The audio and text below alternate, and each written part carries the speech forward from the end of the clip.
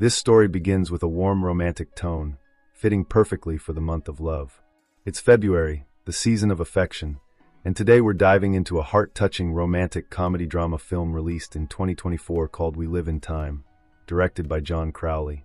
The film beautifully switches between the past and the present, but will follow it in a way that flows smoothly without confusion.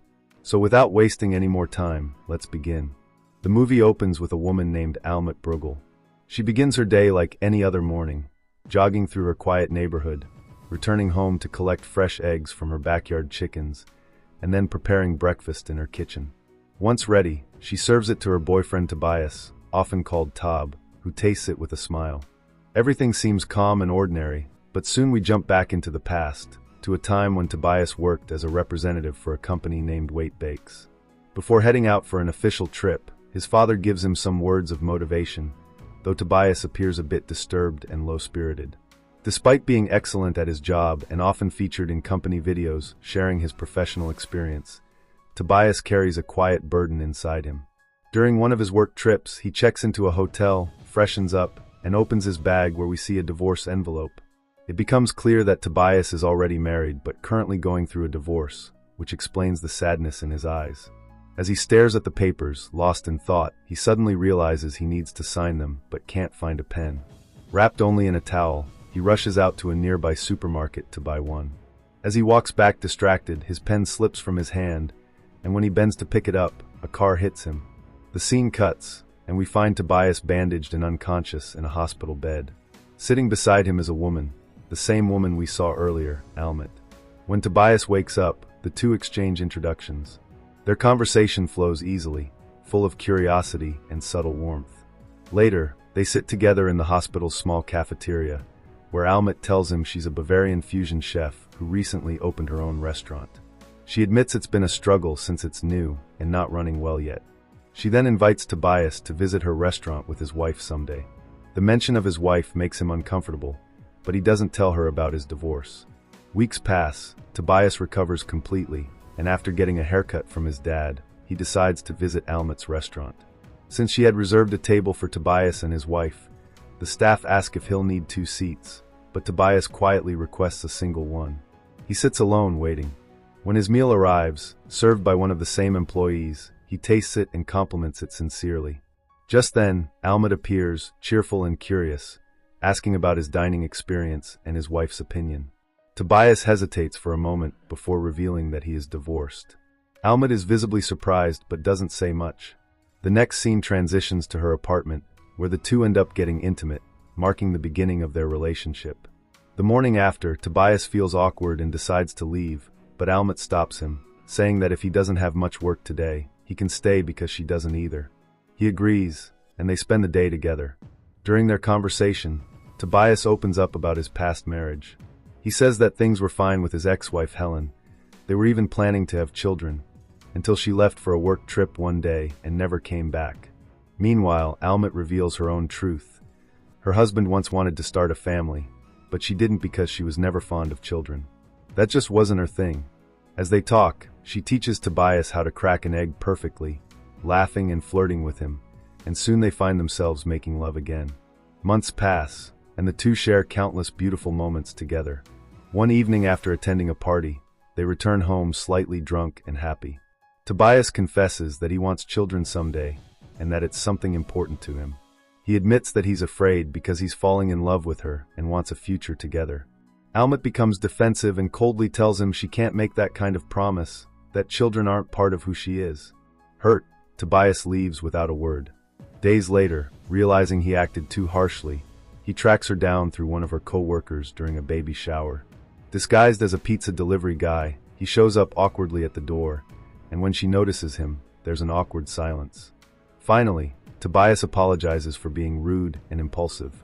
He tells her he doesn't want to think about the future anymore, only to live in the present with her. His words melt her anger, and the two reconcile, deciding to give their love another chance. Time passes, and Almut's family visits Tobias's home for a small gathering. Tobias's father shares sweet memories of traveling with his late wife, while Almut's mother reminisces about Almut's childhood, saying that she used to be an excellent skater because her father pushed her to learn it. Almut gets irritated and tries to stop her mother from sharing that story, But later that night, when everyone has gone home, Tobias and Almut start cleaning together. As time moves forward, Almut's health begins to fluctuate again. Her body starts to show signs that the cancer has returned, and this time it's spreading faster. She tries to hide it from Tobias, wanting to protect his peace, but he quickly notices the changes: her fatigue, her sudden quietness, the way she holds her side when she thinks no one's looking. One night, as they lie in bed, Tobias asks softly if it's back. Almut doesn't answer with words. She just closes her eyes and nods slightly, tears forming. Tobias holds her close, unable to speak, as the reality of what's coming settles deep inside him. The next day, they visit the hospital, and the doctor confirms their fears. The cancer has metastasized and treatment will now only prolong time, not cure it. Tobias breaks down after hearing this, while Almut stays calm, as if she had already made peace with her fate. She tells Tobias that she doesn't want to spend her remaining time in hospitals or under machines. She wants to live whatever is left as fully as possible, with him and their daughter, somewhere quiet, somewhere they can breathe. Tobias agrees, even though it tears him apart inside. They move to a small countryside house surrounded by open fields and tall trees. Their daughter, now a young child full of energy, fills the home with laughter and chaos. Almut watches her with a bittersweet smile, capturing every moment in her mind as if saving them for eternity. Tobias starts writing again, inspired by their story, by love that exists even when time is running out. In the mornings, they make breakfast together. In the afternoons, they take walks through the fields, and at night, they sit outside watching the stars. Almut often says she feels like time slows down here, that every minute with him feels like a gift. Tobias wishes he could stop the clock altogether. As her health deteriorates, Tobias becomes her caretaker, helping her with everything, from cooking to bathing to reading her favorite books aloud. Despite the pain, they share small moments of joy, like dancing slowly in the kitchen or laughing about old memories. There's a scene where Almut records a message for their daughter to watch when she grows up.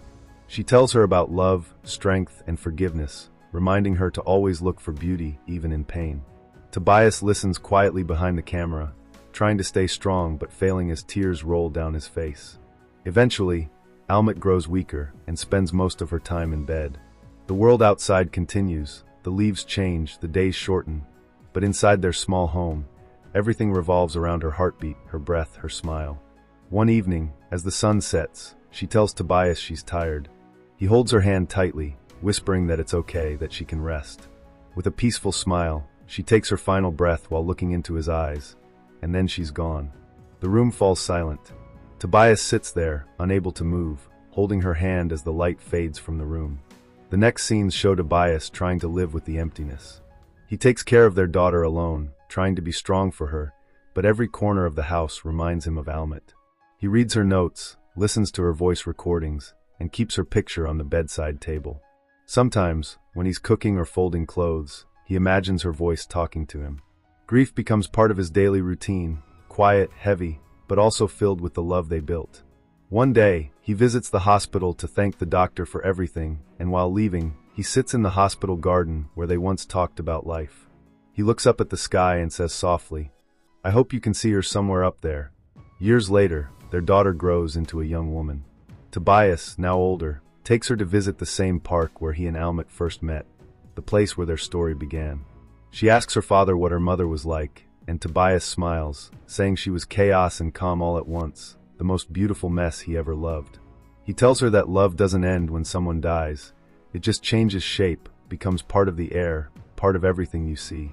His daughter hugs him, and for a moment, it feels like Almut is there with them, in the wind, in the sunlight, in their laughter.